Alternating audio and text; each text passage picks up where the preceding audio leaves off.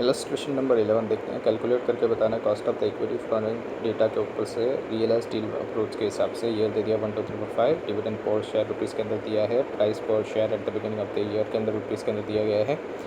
यहाँ पर जो 1 है उसको हम लोग क्या बोलेंगे, तो उसको हम लोग Y0 बोलेंगे। जो सेकंड ईयर है उसको क्या बोलेंगे, तो Y1 बोलेंगे, ईयर 1 बोलेंगे। जो थर्ड ईयर है उसको Y2 बोलेंगे, फोर्थ ईयर को Y3 बोलेंगे, और फिफ्थ ईयर जो है उसको हम लोग Y4 बोलेंगे। हमको कैसे निकालना होगा, तो y1 is equals to d1 plus by p1 divide by p0 करेंगे। तो यहाँ पर d1 कितना होगा, तो जो सेकंड ईयर के अंदर डिविडेंड है उसको d1 बोलेंगे, तो 1 प्लस बाय 9.75। प्राइस p1 कितना होगा 9.75, और p0 कितना होगा 9 होगा। तो ये करेंगे तो हमारे पास कितना आएगा 1.1944 आएगा। वैसे ईयर 2 के अंदर देखेंगे तो d2 plus by p2 divide by p1 करेंगे, तो D2 क्या आएगा, तो जो थर्ड ईयर का डिविडेंड है वो आएगा 1.20, और P2 क्या आएगा, तो 11.50 आएगा, और फिर P0 और फिर P1 कितना आएगा, P1 कितना आएगा, जो तो सेकंड ईयर के अंदर जो प्राइस दिया गया है 9.75 वो आ जाएगा P1। तो हम लोग सॉल्व करेंगे तो कितना आएगा 1.3026 आएगा। उसके बाद वैसे थर्ड ईयर और फोर्थ ईयर का भी कर देना है, और ज्योमेट्रिक मीन निकालेंगे तो KE जो होगा वही ज्योमेट्रिक मीन से निकलेगा। तो 1.1944 multiply by 1.3026 multiply by 1.0652 multiply by 1.0682 करेंगे। उसको whole to the bracket 1 divide by 4 करेंगे, -1 करेंगे। यहाँ पर 4 क्यों कर रहे हैं, तो क्योंकि 4 साल ही है इसलिए। तो KE हमारा ये जो मल्टीप्लाई करेंगे तो कितना आएगा 1.7703 होल ब्रैकेट के अंदर 1 डिवाइड बाई 4 माइनस बाई 1। तो इसको कैसे सॉल्व करना है, तो 1.7703 को कैलसी में लिखना है और 12 टाइम रूट का बटन प्रेस करना है। 1 2 3 4 5 6 7 8 9 10 11 12। तो आएगा 1.0001394503 आएगा। इसमें से क्या करेंगे हम लोग, इसमें से -1 करेंगे और फिर मल्टीप्लाई करेंगे 1 डिवाइड बाई 4 से करेंगे। ये 1 डिवाइड बाई 4 क्यों किया, क्योंकि हमारा फुल ब्रैकेट के अंदर 1 डिवाइड बाई 4 से मल्टीप्लाई करना होता है इसलिए।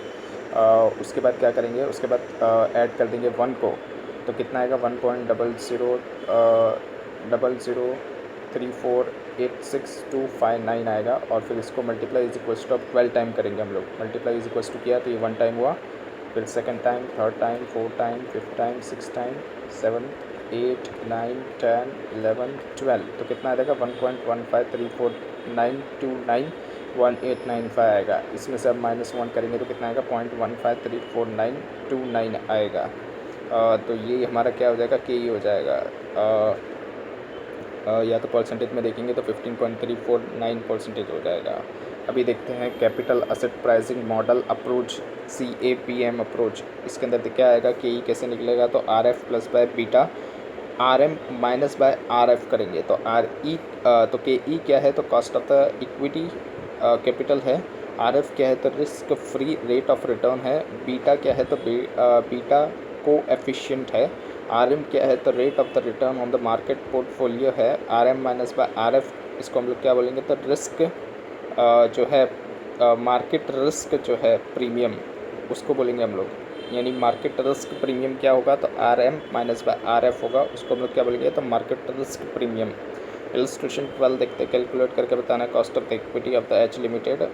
Risk free rate of return जो है वो कितना है, 10% है।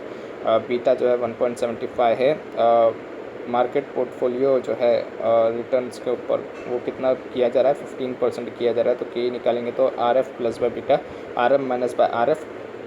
तो KE कितना आएगा, तो RF कितना है, तो 0.10 है, प्लस बाय 1.75 ये बीटा है, और उसको फिर मल्टीप्लाई किससे करेंगे, RM से, माइनस बाय RF से।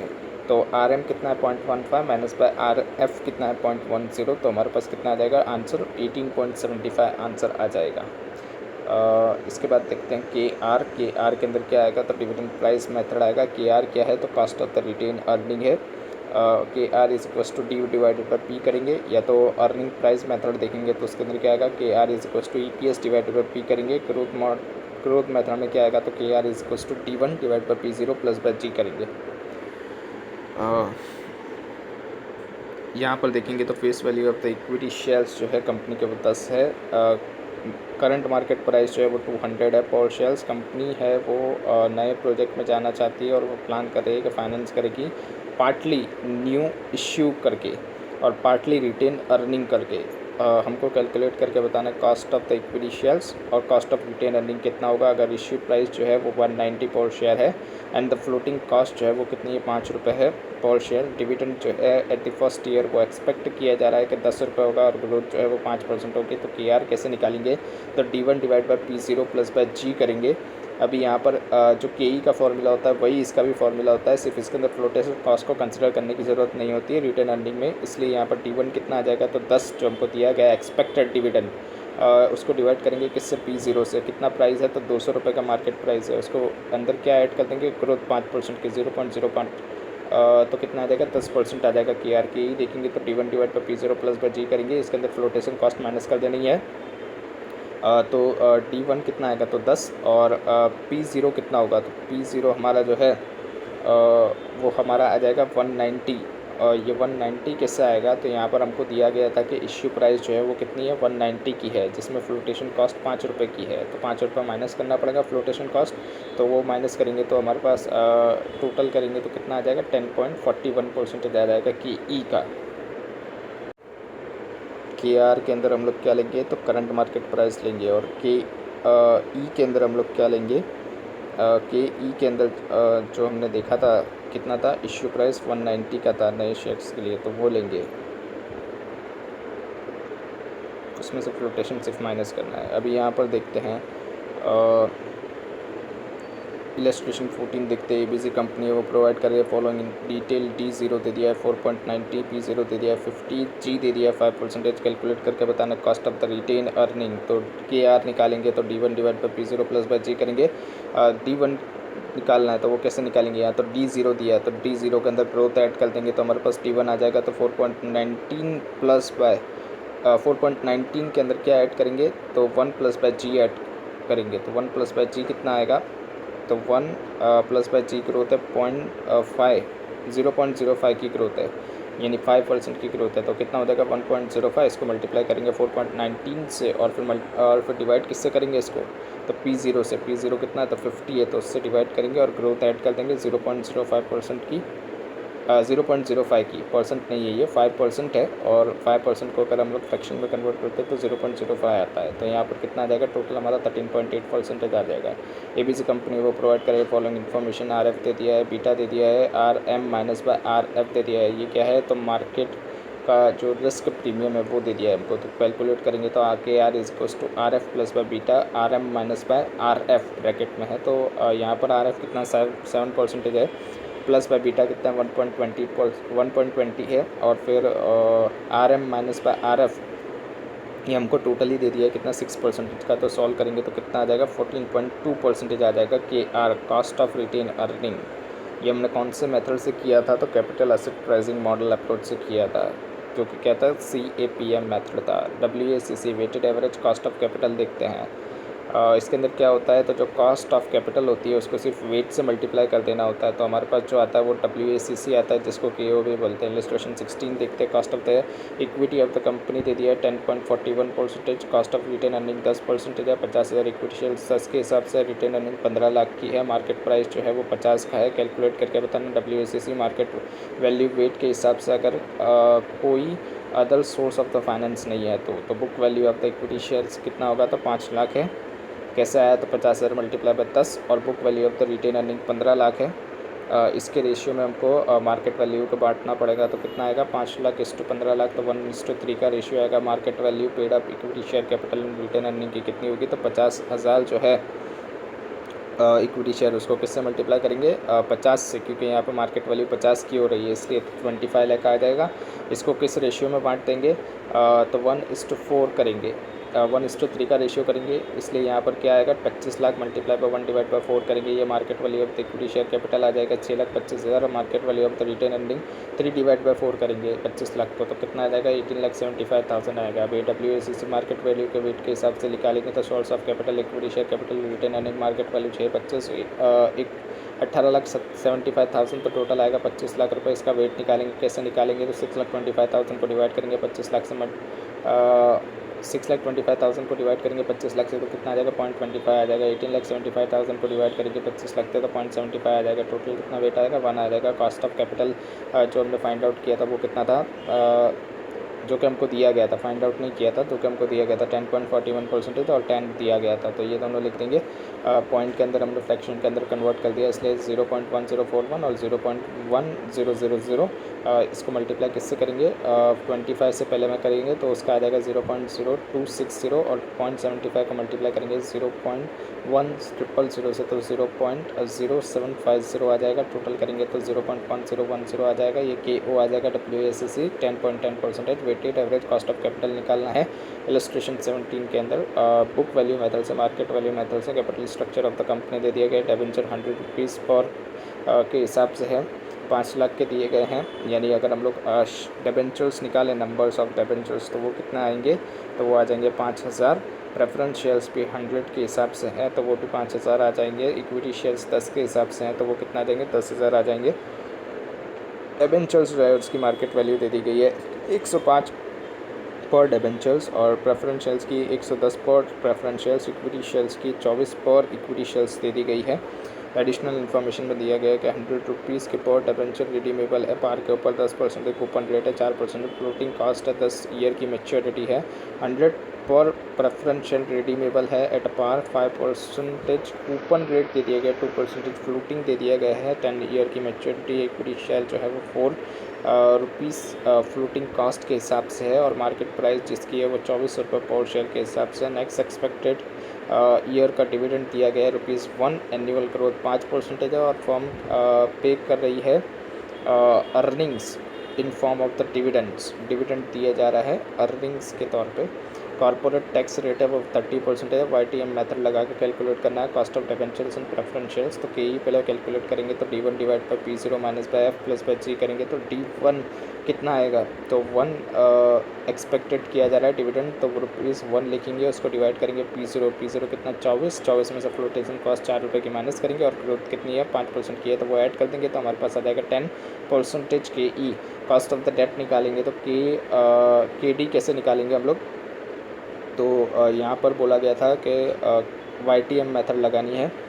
तो यहाँ पर 105 रुपये का डिबेंचर है मार्केट वैल्यू, उसके अंदर से हम लोग को क्या माइनस करना पड़ेगा, फ्लोटेशन कॉस्ट माइनस करना पड़ेगा। तो वो कितनी है, तो वो है 4% की फ्लोटेशन कॉस्ट है तो उसको माइनस करेंगे तो 100.8 आ जाएगा। तो ये हम लोग कहाँ लिखेंगे, EL0 के अंदर लिखेंगे, कैश फ्लो के अंदर 100.8 और इसके अंदर 2 डिस्काउंटिंग फैक्टर लेने होते हैं और IRR जैसा इसको कैलकुलेट करना होता है। तो यहाँ पर 1 लिखेंगे क्योंकि 0 ईयर के अंदर तो 1 ही आता है फैक्टर डिस्काउंटिंग।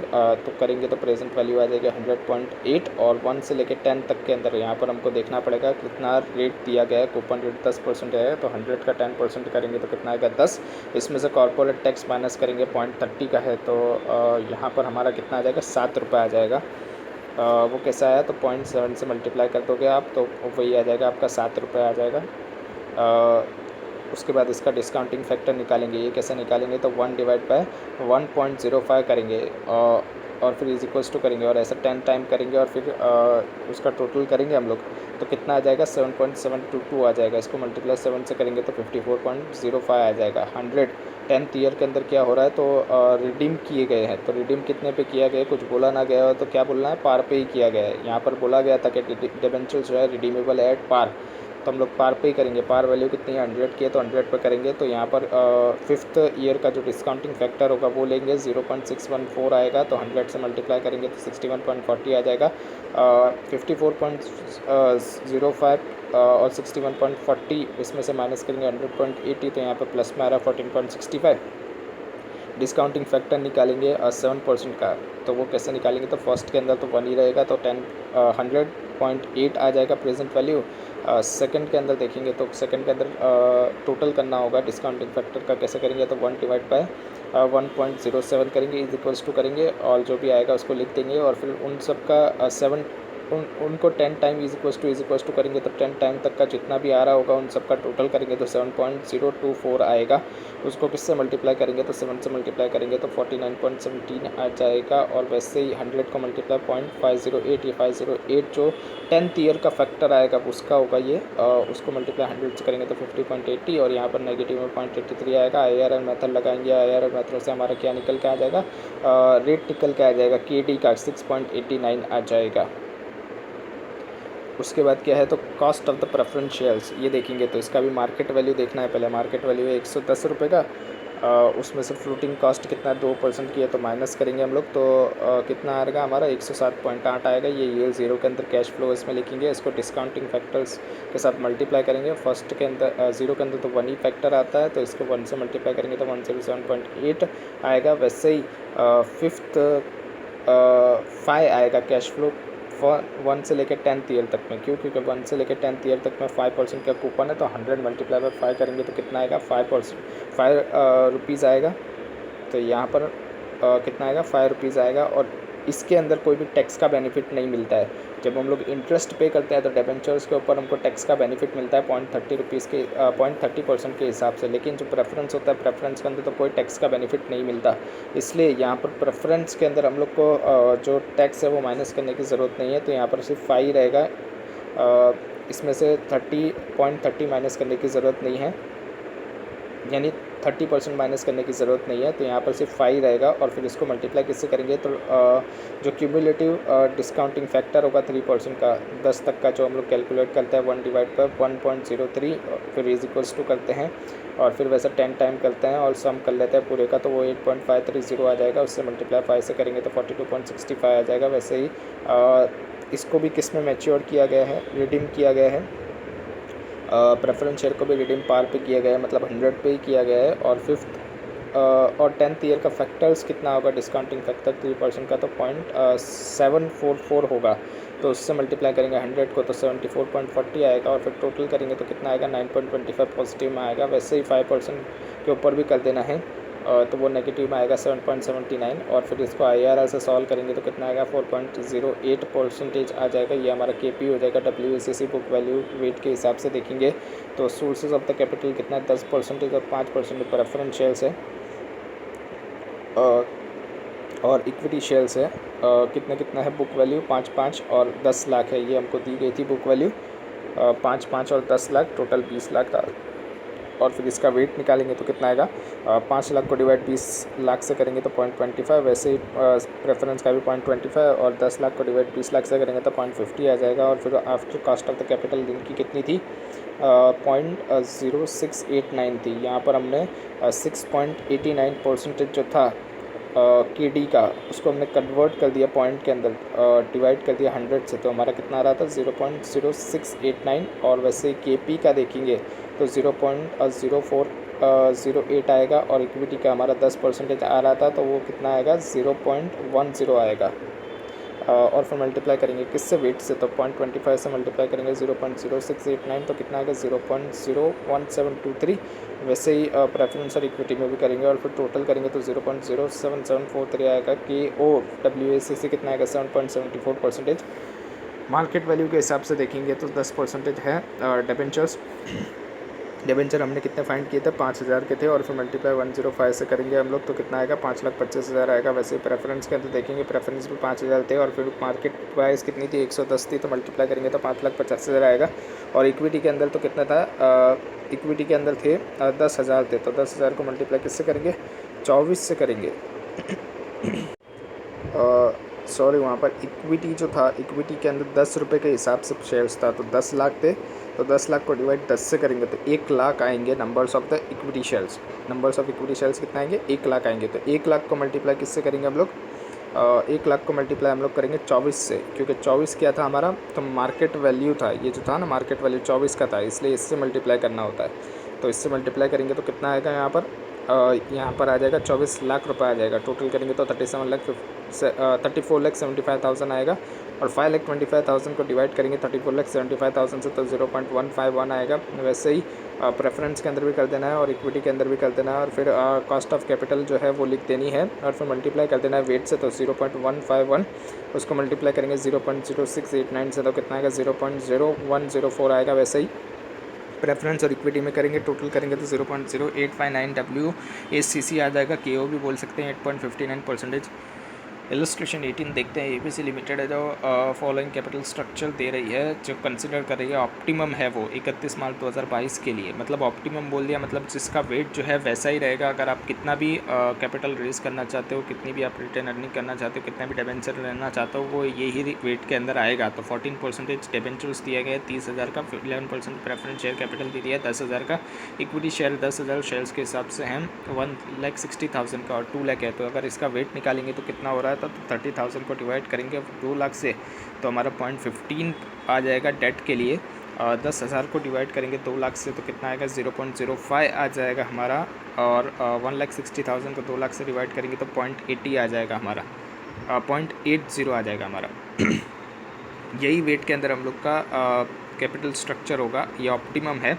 तो कंपनी शेयर्स जो है कंपनी के शेयर्स मार्केट प्राइस पे कितने 23.60 है। नेक्स्ट ईयर का डिविडेंड जो है वो 50% ऑफ द ईयर 2021 के ईपीएस के बराबर है। तो ईपीएस कितना है 2021 का 2.36, इसका 50% करेंगे, 2.36 का 50% करेंगे तो 1.18 आएगा। नेक्स्ट ईयर जो है पर शेयर का डिविडेंड 50% ये हो गया। उसके बाद following is the uniform trend, हमको ट्रेंड दे दिया गया है 10 सालों का और इसके अंदर हमको ग्रोथ दिख जाएगी क्योंकि 1 से लेके 1.10 हो रहा है, 1.10 से 1.21 हो रहा है। मतलब कितना 10 की ग्रोथ है। कैसे पता चल गई, तो 1.10 को माइनस करेंगे 1 से और फिर इज इक्वल्स का बटन दबाएंगे तो 0.10 आएगा। इसका मतलब क्या होगा 10% की ट्रेंड हो गई हमारी, मतलब जी हमारा कितना आ गया 0.10 आ गया। कंपनी जो इशू कर रही है new debentures carrying 16% rate of interest and current market price debenture का 96 है, प्रेफरेंस शेयर 9.20 के है, जो जिसका एनुअल डिविडेंड जो है वो कितना है 1.1 पर शेयर है, जो कि इश्यू किया गया है। कंपनी जो है वो 50% के ब्रैकेट में आती है टैक्स के। कैलकुलेट करके बताना है after tax cost of the new debenture, cost of the new preference share, cost of the new equity shares. Assume करना है कि न्यू इक्विटी शेयर्स जो हैं वो रिटेन अर्निंग्स है। यहाँ पर मतलब है कि जो फ्लोटिंग चार्ज है वो नहीं है इसके अंदर कुछ भी, इसीलिए के ई इज इक्वल्स टू के आर होगा, ये हमको बता रहा है वहाँ पर। तो यहाँ पर न्यू डेट फाइंड आउट करेंगे तो K D is equals to I 1 minus but T divided by P zero. यहाँ पर ये फॉर्मूला क्यों रखा है, क्योंकि हम लोग ये एज्यूम करके चलते हैं कि यहाँ पर जो डिबेंचर है वो इररिडीमेबल डिबेंचर्स है। तो यहाँ पर देखेंगे तो 16% का इंटरेस्ट रेट है, उसको ब्रैकेट के अंदर 1 माइनस बाय 0.5 करेंगे क्योंकि टैक्स रेट कितना 50% है। और फिर डिवाइड किससे करेंगे P0 से। P0 हमको दे दिया 96 जो कि मार्केट प्राइस है, तो हमारा ये आ जाएगा KD 0.0833 आ जाएगा। Cost of the preference shares देखेंगे कि P is equal to PD divide by P0। PD कितना होगा, तो यहाँ पर हमको दिया था डिविडेंड 1.1 का है, तो 1.1 को डिवाइड करेंगे P0 कितना आएगा 9.20 से, तो 9.20 से डिवाइड करेंगे तो 0.12 आएगा। Cost of the new equity K E is equal to D1 divide by P0 plus by G, growth add कर देनी है। तो 50% 2021 का EPS का करना है, तो वो कितना आएगा 1.18 आएगा। उसको डिवाइड करेंगे 23.60 से जो कि हमारा मार्केट प्राइस दे दिया गया था, और फिर उसको ऐड कर देंगे ग्रोथ को 0.10 को, तो कितना आएगा 0.15 आ जाएगा। कैलकुलेट करेंगे हम लोग जी कैसे कैलकुलेट करा है मैंने अभी आपको बता दिया। 1.10 में से 1 माइनस करने डिवाइड बाय 1 करेंगे तो कितना आएगा 0.10 आ जाएगा। और D1 कैसे कैलकुलेट किया गया है, तो 50% 2.36 का किया गया, तो 1.18 आ रहा है। ठीक है, ये हो गया हमारा। उसके बाद हम लोग B पॉइंट देखते हैं, कैलकुलेट करके बताना है marginal cost of the capital. जब कोई भी न्यू शेयर्स इश्यू किया नहीं गया है, तो उसके अंदर हम लोग देखेंगे तो marginal cost of the capital वो कितना आएगा। तो यहाँ पर जो हमको पहली लाइन के अंदर दे दिया गया था कि जो हमारा ऑप्टिमम है वो यही रहेगा, जो कि नीचे दिया गया था 30,000, 10,000 और 1,60,000। इसके ऊपर से हमने वेट निकाला था, कितना था 15%, 5% और 80%। इसको हमने प्रोपोर्शन के अंदर लिखा है 0.15, 0.05 और 0.80। और फिर स्पेसिफिक कॉस्ट कितनी है हमारी, तो कॉस्ट हमको दी गई थी, हमने फाइंड आउट की थी कॉस्ट 0.0833 किसके लिए था, डेट के लिए था, KP के लिए 0.12 और 0.15 इक्विटी शेयर के लिए था। तो वो लिखेंगे और फिर मल्टीप्लाई करेंगे 0.15 को मल्टीप्लाई करेंगे 0.0833 से, तो 0.0125 आएगा। वैसे ही प्रेफरेंस के अंदर भी कर देना, इक्विटी के अंदर भी कर देना, टोटल करेंगे तो मार्जिनल कॉस्ट ऑफ कैपिटल आ जाएगी हमारे 0.1385 की। उसके बाद C पॉइंट देखते हैं, डिटरमाइन करना है अमाउंट जो स्पेंड की जाएगी कैपिटल इन्वेस्टमेंट के लिए before the new ordinary shares sold किए जाएँ, उससे पहले। अज्यूम करके बताना है कि रिटेन अर्निंग जो है नेक्स्ट ईयर की इन्वेस्टमेंट जो है वो कितनी 50% होगी 2021 की। मतलब नेक्स्ट ईयर की जो रिटेन अर्निंग है वो कितना होगा, तो जितना इन्वेस्टमेंट है उसका 50% होगा। इन्वेस्टमेंट कब का है, तो 2021 का है। तो 2021 कितना है, 2.36 है, उसका 50% करेंगे तो कितना आता है, 1.18 आ रहा था। ठीक है, 1.18 आ रहा था। 2.36 का 15% कर रहे थे तो कितना आ रहा था, 1.18 आ रहा था। और शेयर्स कितने थे, numbers of the shares equity 10,000 थे, तो मल्टीप्लाई 10,000 से करेंगे तो कितना आएगा, 11,80,000 आएगा। ये हमारा क्या हो जाएगा, रिटेन अर्निंग हो जाएगी। अभी ऑर्डिनरी इक्विटी शेयर्स कितना था, इसका वेट था 80%, तो 11,80,000 को डिवाइड करेंगे 80% से तो कितना आएगा, 14,750। इतना कैपिटल इन्वेस्टमेंट है हमारे पास before issue of the equity shares, यानी नए इक्विटी शेयर्स इश्यू करने से पहले हमारे पास इन्वेस्टमेंट कितना हम लोग कर सकते हैं, तो 14,750 कर सकते हैं हम लोग। तो ये हमको फाइंड आउट हो गया। उसके बाद डी देखते हैं, कंप्यूट करके बताना है marginal cost of the capital. जब फंड एक्सीड कर जाएगा अमाउंट ऑफ द कैलकुलेटेड इन सी के अंदर जो कैलकुलेट किया है अगर उससे एक्सीड कर जाएगा तो हमको न्यू इक्विटी शेयर इश्यू करने पड़ेंगे। मतलब हमारा जो कैपिटल इन्वेस्टमेंट है उससे भी ज़्यादा हमको चाहिए, तो हमको क्या करना पड़ेगा, न्यू इक्विटी शेयर इश्यू करने पड़ेंगे, जो कि जिसका भाव दिया गया 20 पर शेयर के हिसाब से है। तो यहाँ पर हमको के ई फिर से फाइंड आउट करना पड़ेगा। तो D1 divide by P0 plus by G करेंगे हम लोग, तो D1 कितना आएगा, तो 1.18 ही आएगा। डिवाइड करेंगे प्राइस बदल जाएगी, अभी 20 हो जाएगी, तो 20 से डिवाइड करेंगे और फिर प्लस ग्रोथ जी जो है वो कितनी आएगी, 0.10, तो कितना आएगा, 0.159 आएगा क्या, तो के ई आएगा 0.159। अभी यहाँ पर डिबेंचर प्रेफरेंशियल्स और इक्विटी शेयर्स का प्रोपोर्शन तो वो के वही रहेगा 0.15, 0.05 और 0.80। सिर्फ कॉस्ट जो है वो उसके अंदर भी इक्विटी की सिर्फ बदल जाएगी, वहाँ पर कितनी हो जाएगी, 0.1590 हो जाएगी। और फिर मल्टीप्लाई किससे करेंगे, 0.80 से करेंगे तो 0.1272 हो जाएगा। बाकी सब वैसे के वैसा ही रहेगा डिबेंचर और प्रेफरेंस शेयर्स का। तो टोटल हमारे पास कितना आ जाएगा, 0.1457 आ जाएगा। प्रैक्टिकल प्रॉब्लम देखते हैं। गामा लिमिटेड है, उसके पास 5,01% ऑर्डिनरी शेयर्स है, जिसका करंट एक्स डिविडेंड जो मार्केट प्राइस के हिसाब से वो 1.50 पर शेयर है। जो कंपनी है वो पेड कर रही है 27 पैसा पर शेयर के हिसाब से क्या डिविडेंड, एंड जो डिविडेंड है एक्सपेक्टेड किया जा रहा है कि कंटिन्यू होगा, मतलब यही डिविडेंड पे किया जाएगा, इतना ही डिविडेंड पे किया जाएगा। If the company has no debt, अगर कंपनी के पास कोई डेट नहीं है तो WACC हमको कैलकुलेट करके बताना है। तो हम पहले निकालेंगे के ई कॉस्ट ऑफ इक्विटी। यहाँ पर हम लोग देखेंगे तो पहले market value of the equity कितना होगा, तो जो ये जो 5 लाख है इसको मल्टीप्लाई करेंगे 1.5 से, तो हमारे पास मार्केट वैल्यू आ गई 7,50,000 रुपये। और जो डेट है वो तो कुछ है ही नहीं, तो डेट में तो नील हो जाएगा। और के ई निकालेंगे तो D1 डिवाइड बाई P0 करेंगे। D1 कितना होगा, तो D1 मतलब एक्सपेक्टेड डिविडेंड, कंपनी 27% डिविडेंड दे रही है, 27 पैसा के हिसाब से दे रही है डिविडेंड, मतलब 27% ही हो गया वो, तो 0.27 हो गया। और एक्सपेक्ट भी किया जा रहा है कि यही कंटिन्यू होगा, तो जो D0 है वही D1 हो जाएगा। तो 0.27 डिवाइड बाई किससे करेंगे हम लोग, P0 से 1.50 से, क्योंकि करंट मार्केट प्राइस कितनी थी, 1.50 थी, तो हमारे पास कितना आएगा, 0.18 आ जाएगा। और KEWACC कितना होगा, तो 0.180 आएगा, मतलब 18% ही आएगा, क्योंकि यहाँ पर डेट है नहीं, इसलिए WACC भी कितना हो जाएगा, 18% ही हो जाएगा। उसके बाद देखते हैं फॉलोइंग इन्फॉर्मेशन प्रोवाइड की गई है by the GPS limited. Equity share capital दे दिया गया है 12%, preference share capital 15%, redeemable debenture 10%, convertible debenture दे दिया है। Cost of the equity of the capital दे दिया गया है, कंपनी का 16.30% है। और इनकम टैक्स का रेट जो है वो 30% है, हमको कैलकुलेट करके बताना WACC ऑफ द कंपनी। तो सोर्स देखेंगे तो equity 12%, preference share capital 15%, redeemable debenture 10%, convertible debenture दिया गया। अमाउंट दे दी गई है हमको कितना है, 65, 12, 20 और 8। टोटल करेंगे तो 1,05,00,000 रुपये आ रही है।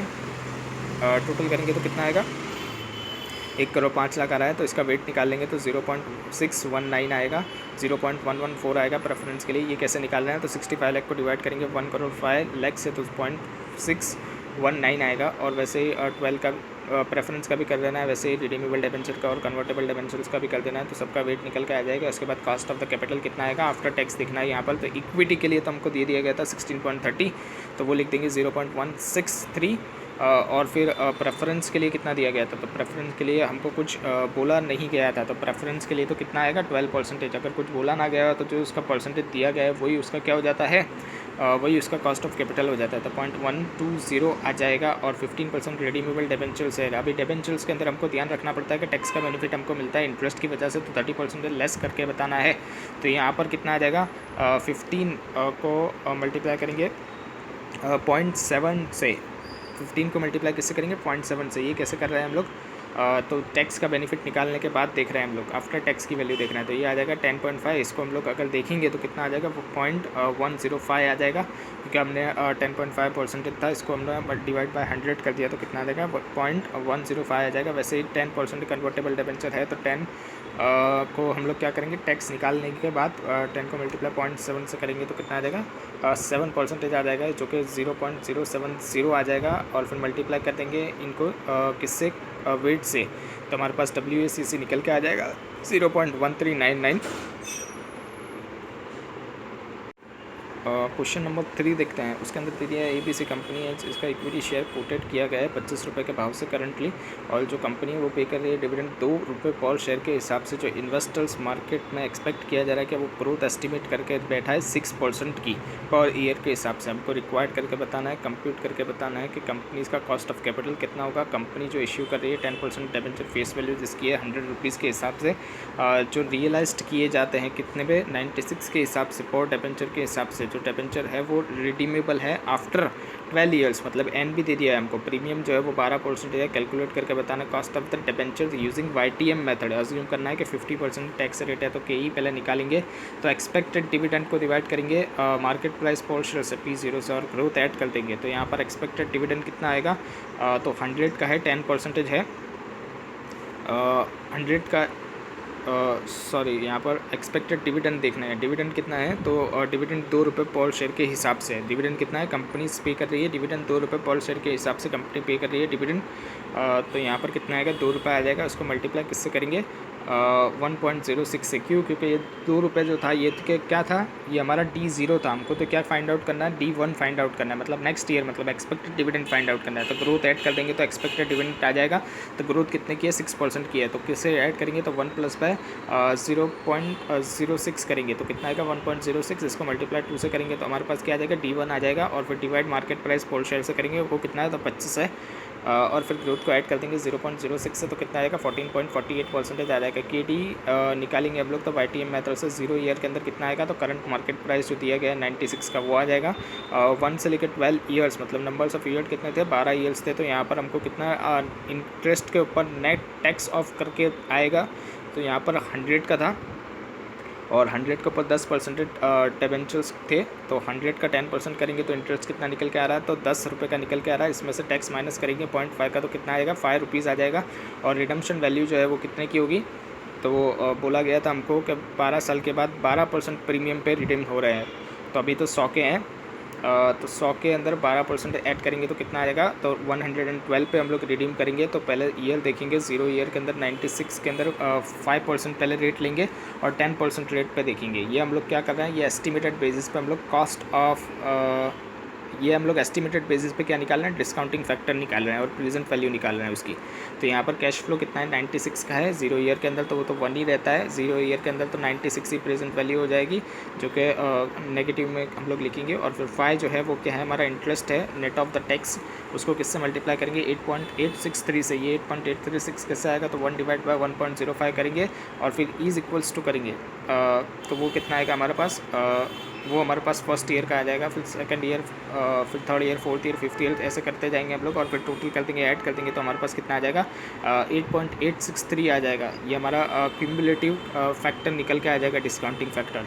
और 12th ईयर का फैक्टर्स इसमें कितना होगा, 0.557 आएगा। तो फिर उसको मल्टीप्लाई किससे करेंगे, यहाँ पर 5 से मल्टीप्लाई करेंगे और नीचे में 112 से मल्टीप्लाई करेंगे तो कितना आएगा 44.32 और 62.38 आएगा। टोटल करेंगे तो कितना आएगा 10.7 पॉजिटिव में आ रहा है। अभी 10% पे देखेंगे तो कितना आएगा 6.814। ये कैसे आएगा, तो 1 डिवाइड बाय 1.10 करेंगे और फिर इज टू करेंगे और फिर ऐसे 12 टाइम्स करेंगे तो हमारे पास टोटल करेंगे उसका तो कितना आ जाएगा, क्यूमुलेटिव फैक्टर 6.814 आ जाएगा।